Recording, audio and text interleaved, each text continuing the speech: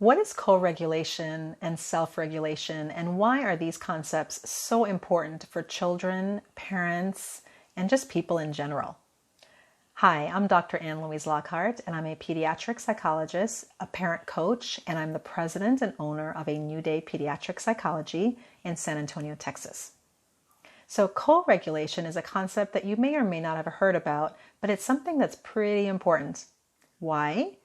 It's because co-regulation occurs before self-regulation can occur. Let's start with the definitions first. So co-regulation is the ability to monitor, to discipline, to kind of keep yourself in balance when things are a little bit off. Co-regulation occurs because someone else helps us to do it. So for example, that might be a parent kind of rocking a baby to help quiet them down. Maybe it's the parent who rubs their toddler's back after they've hurt themselves. That might be holding a teenager's hand because they've just had their heart broken. That might be you giving an encouraging word to your spouse or partner because they just had a very upsetting conversation with their parent. Co-regulation occurs in very, very subtle ways sometimes because we don't even realize another person is helping us to keep ourselves balanced, emotionally regulated, and in control. It's a way of us venting to a concerned, caring other who we are securely attached to or care a lot about. So in order to be self-regulated, we have to have a really good model of co-regulation and people in our life who help us to co-regulate. So self-regulation then occurs because we are able to keep ourselves in balance when things are off balance. It's knowing when to eat. It's knowing when to get sleep, when to wake up, when you are ready to socialize, and when you need time to yourself. It's about knowing and reading your internal and body cues, external body cues as well, so that you know how to meet your needs. So why that's important is because if you are an adult or a parent who you feel like you lose control easily because you're very dysregulated, what happens is that you in turn escalate your dysregulated children. A dysregulated child is not able to regulate themselves in the presence of a dysregulated parent. Does that make sense?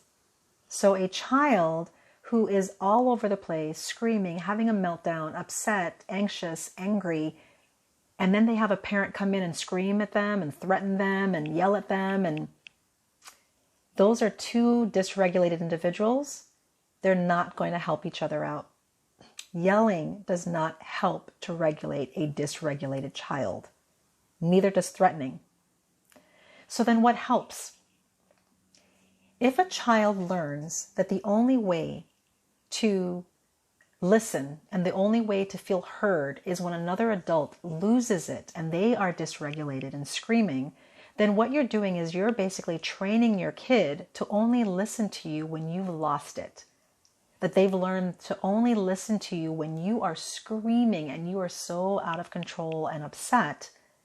And then they finally listen. Now they've learned that that's the only way they'll listen to you. Their eyes, ears, whole body now becomes accustomed to you being dysregulated. And now what you've taught your child is the only way to regulate is to first be so dysregulated that I can calm myself down.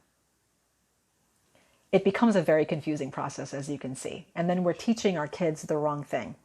So I took some notes here, and I want to be able to kind of show you and teach you and talk to you about how to do this. So in order to teach our children how to self-regulate, we have to teach them. That means we do this by remaining calm.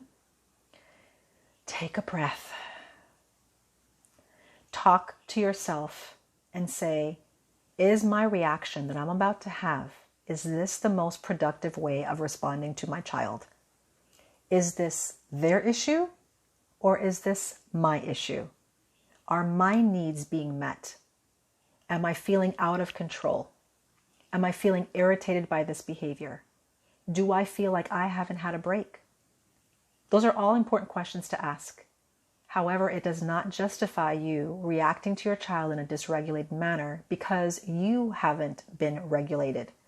It's very important that remaining calm, taking a breath, and critically asking yourself some important questions before responding is important so that you don't react. The other part is when you are speaking to your child, then you speak in a firm but calm manner. Because if you start to come across to your child as angry, frustrated, impatient, that's going to trigger in them a need to defend themselves, to feel like I have to kind of guard against this angry parent. They're going to see you as a threat, so then they retaliate back because of your response and your reaction to them. Remaining calm and in control of your own emotions is the third most important part.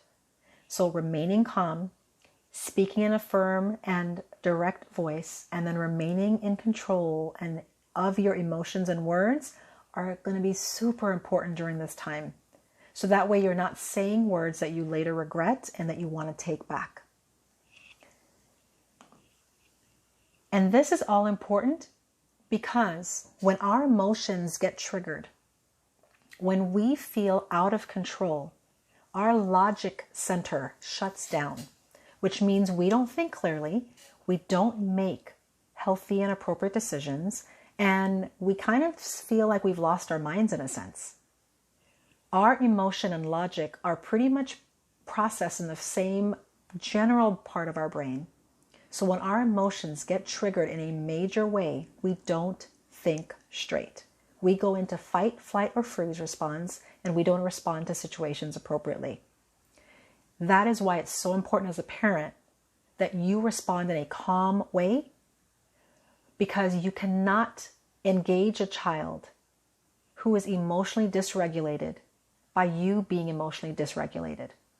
You engage them when you can remain calm, so that brings down their emotions. It helps them to get back into the calm and logical part of their brain. So then both of you can then interact and speak to each other in a calm manner. Now, one last thing.